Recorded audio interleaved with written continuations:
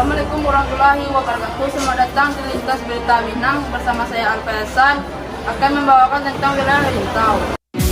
Wilayah Rantau merupakan wilayah yang dijadikan sumber mencari hidup di luar wilayah Dare. Daerah pembatasan disebut Dikwa Dare Kapalo Rantau. Masing-masing pihak memiliki wilayah rantau sendiri. Luak Tanah Datar merantau ke arah barat dan tenggara. Daerah rantau meliputi 1. Rantau nan kurang aso 20, Lubuk Ambajang, Lubuk Jambi, Gunung Koto, Menek Panggian, Basra, Sitanjua, Kapo, Taluak Dingin, Inuman, Surantiah, Taluak Rayo, Simpang Pulayang, Ajo Molek, Pasir Ringgi, Kuala Kok. 2. Rantau Pasir Panjang, Rantau Banda Sapulua, Batang Kapeh, Pulau Sarantiah, Ampiang Perak, Kambang Lakitan, Bungasan, Ayah Haji, Painan Banda Saldo, Tarusan, Tampan, Minang, Sirawi, Indro Pro. Daerah ujung Dare Kapalo Rantau adalah Anduriang Kayu Tanam, Buah Kapalo Hilanang, Sedikit, Tobo Pakandangan, 2 kali Sabaleh 6 Lingkung, Buah Koto dan Sungai Satya. Luna Agap menyebar ke arah utara dan barat dengan rantaunya sepanjang pantai Samudra Hindia, Pasaman Barat, Pasaman Timur, Pantai Dao, Lubuk Sikakiang, dan lain-lain. Sementara ujung dari Kapalo rantaunya Palembang, Balarehaye, Lubuk Basuang, Kampung Pinang, Simpang Ampe, Sungai Garinggiang, Lubuk Bawan, Tigo Koto, Garaga dan Mangopah. Rantau datang sekarang yaitu Rantau Kampar kiri dan Rantau Kampar kanan. Daerah Rantau Panggiang, Jo Tanjung Madia, Pangkalan Jo Koto Alam, Gunung Malintang, Moro Pakiti, Mambaringin sampai Rokon Patilian, Gigi Gunung Sanulan, Kudu Jo Tipe Kain, Ludai Jo Ujong Bugi, Gunung Salian, Kudu Jo Tipe Kain, Ludai Jo Ujong Bugi, Sangkan Jo Tanjung Badia, Tigo Baleh Koto Kampar, Sini Juang, Gunung Balaleh, Selo Tabiang Jo Tanjuang, Gunung Muaro Banduang Koto Bagai, Tigo Baleh Jo Dua Aguang, Limo Koto Kampar, Bangkingan Jo Rumbio, Asin Diri, Tak Rakah Buluh, Pangkian Indawang, Pangkalan Kapeh dan Pangkalan Jogoto Lawe. 4. Rantau 69, Nagari 9 terletak di Malaysia. Nagarinya Sungai Ujung, Jelobung, Johor, Rambar, Senginat, Nanyang, Telang, Pasir Besar, dan Jelai. Baiklah, bersama saya Nadia Kararayu akan membawakan berita tentang wilayah Pasisir dan Provinsi Sumatera Barat sebagai wilayah administrasi. Baiklah, pertama kita akan membahas tentang wilayah Pasisir. Wilayah Pasisir membentang sepanjang pantai barat Sumatera, mulai dari Tapanuli Selatan, Sumatera Utara, hingga Mungko Bengkulu. Pasisir ini terbagi 2, yaitu Pasisir Tiku Pariaman dan Pasisir Dua Pasaman. 1. Pasisir Tiku Pariaman meliputi 1.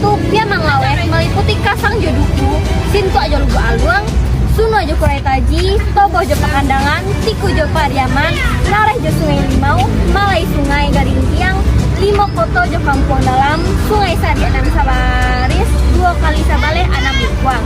Kedua, Padang sama Lapang suku meliputi Lubuk Kilangga, Nan 20-an, Bawah Limo, Bawah Samilan, Sungai Sapiah, Lubuk Menturun, Koto Tangah, Lubuk Buayo. Ketiga, ranah Pasisir meliputi Silawi Jo Lunang, Indropuro Jo Ayah Haji, Bungasan Jo Sungai Tunu, Labuah Balai Salasai, Surantiah Jo Sungai Sirah, Langkitan Jo Koto Baru, Kambang Jo Ampiang Tara, Tarantak Jo Batang Kapeh, Salindo Jo Kainan, Mumpo Jo Asam Kumbang Bayang, Koto Barapa, Urusan Koto Sabaleh. Kedua, Pasisir Pasaman meliputi 1. Sasak Jo Kinali, Pari Batu Koto Baru, Padang Tujuh Jo Aye Kuniang, jo aye gadang, sontang jo muarok jawai, sungai ada jo ujung gadiang, pari jo alie bangi, pinaga jo kajai lalu jo sinurut, cubada jo simpang tonang, rao jo padang nunang, panti jo lubas gapiang, banjo jo kumpulan, malapea alahan, mati, cadang pajang jo aye manggi. Baiklah, kedua kita akan membahas tentang Provinsi Sumatera Barat sebagai wilayah administratif. Wilayah Minangkabau yang disebut Tambo itu secara administratif berada di Provinsi Sumatera Barat. Dibentuk pada tanggal 19 Agustus 1957 berdasarkan Undang-Undang Nomor 19 Tahun 1957 tentang pembentukan daerah-daerah Tingkatan 1 Sumatera Barat. Jambi dan Riau, hari jadi Provinsi Sumatera Barat diperingati setiap tanggal 1 Oktober. Berdasarkan pada yang ditetapkan DPR Sumbar 22 Juni 2019, tanggal 1 Oktober ini merujuk pada dibentuknya Keresidenan Sumatera Barat yang dilakukan bersamaan dengan pengambilan alihan pemerintah dari penjajahan Jepang tanggal 1 Oktober 1945. Berdasarkan data Badan Pusat Statistik (BPS) Provinsi Sumatera Barat, luas wilayah sekitar 42,1 km. Terdiri dari 12 kabupaten, dari 7 kota. Jumlah penduduk Sumatera Barat tahun 2021 mencapai 5.580.232 jiwa. Bersama saya, Teguh Putra Saras akan membawakan berita tentang kebudayaan Minangkabau. Dari Ningrat 1980 mendapatkan kebudayaan sebagai keseluruhan sistem gagasan, tindakan, hasil karya manusia dalam rangka kehidupan masyarakat yang dijadikan milik manusia dengan belajar. Untuk mengamati kebudayaan, dan Ningrat membaginya dalam 7 unsur universal yang saling berkaitan, yaitu peralatan dan teknologi. Tiap negara di Minangkabau memiliki produk unggulan tersendiri dalam teknologi serta membuat peralatan yang digunakan untuk membantu pekerjaannya. Satu nagari, satu produk, on pilek, on produk, atau disebut dengan OPOM. Itu sebenarnya sudah diterapkan oleh orang Minangkabau sejak lama. Kita mengenal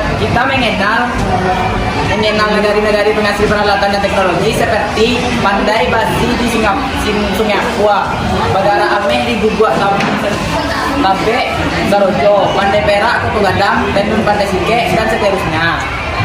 Selain itu, Rumah Gadang merupakan pencapaian tertinggi teknologi orang Minangkabau di bidang struktur. Rumah Gadang termasuk salah satu bangunan tahan gempa yang masih menjadi objek penelitian sampai sekarang.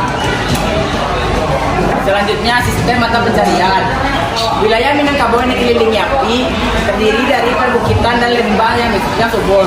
Umumnya mata pencarian utama masyarakat Minangkabau adalah petani menggarap sawah dan ladang. Di samping itu ada juga yang berniaga, bangunan berniaga atau berdagang, menjadi nelayan bagi masyarakat pesisir serta sumber-sumber mata pencarian lainnya.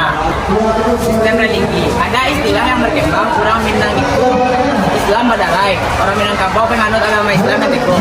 Artinya setiap yang mengaku orang Minangkabau itu pasti harus beragama Islam. Sebab ada gium ada bersandi cara bersandi kita bulah. Seumpama nafas bagi kehidupan orang Minangkabau. Kesenian bagian dari adat istiadat di Minangkabau. Adatnya orang Undo di Galanggang. Setiap nagari di Minangkabau memiliki Galanggang sebagai tempat perkumpulan masyarakat terutama orang muda. Di sana dipertunjukkan berbagai kesenian anak nagari seperti randai, pencaksilat, tari-tarian, permainan alat musik, tradisi, saluang dendang, rapat, dan sebagainya. Selain itu ada juga pertunjukan kesenian yang bersifat religi seperti indam, rebana, salawat dulang, dan lain-lain. Dari unsur-unsur universal, kebudayaan tersebut dapat dilihat. Kebudayaan Minangkabau terdiri atas unsur nilai, perangkat perilaku, dan hasil karya kita. Nilai budaya Minangkabau sangat tergantung pada dua filosofi, yaitu adat dan agama saling berkaitan dengan ungkapan adat dan cara bersandi kita mula, serta filosofi alam tekanannya di guru sebagai sumber pengetahuan yang dan teknologi. Dalam kehidupan sehari-hari, untuk memahami kebudayaan Minangkabau dapat dilihat dari 3 unsur berikut. 1. Alam berpikir berupa sistem pengetahuan masyarakat. 2. Aktivitas sosial berupa kumpulan perilaku. Tiga, karya fisik dari budaya berupa benda-benda teknologi hasil buatan masyarakat untuk menunjang aktivitas sosial sehari-hari yang akan bercirikan Minangkabau. Alam berpikir tersebut kebudayaan tak benda, yaitu unsur budaya yang tidak tampak oleh mata tetapi bisa dirasakan keberadaannya oleh panca indera seperti nilai, norma, aturan, dan identitas. Sedangkan kumpulan perilaku dan karya fisik tersebut di kebudayaan benda yaitu unsur-unsur budaya yang konkret, misalnya perilaku dalam adat dan tradisi, rumah gadang, teknologi membajak sawah, kuliner atau masakan, teknologi membajak sawah dan sebagainya.